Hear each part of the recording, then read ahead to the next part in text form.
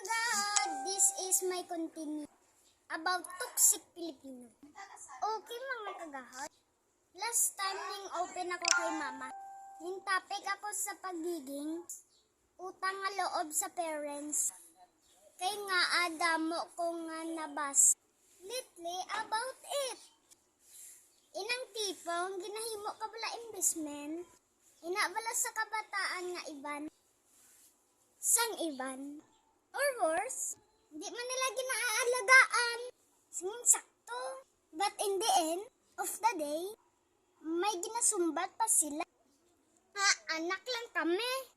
Siling ko kay mama, hindi ko yung makarelate sa ila. Nakita ko lang nga ako sini. Nga ginapad ako sang dinikanan. Singing sakto. Kag puno sa pagbalangga ang mga anak nila or mga kabataan. The kids want and never will see it as utang na loob. It is merely giving back what one was afford to them na kapag nagtrabaho na yung mga anak na pinag-aral for sure.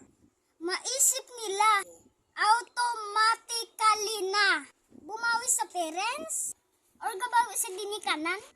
Parehas ang siling ko.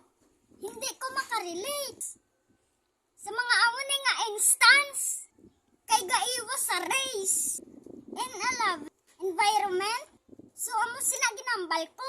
Reflection inisang palibot ko.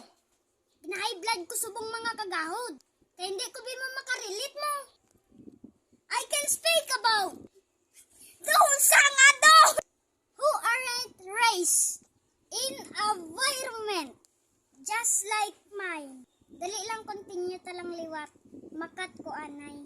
Dugasaka dugo ko. High blood ko subong. Gasaka ang BP ko.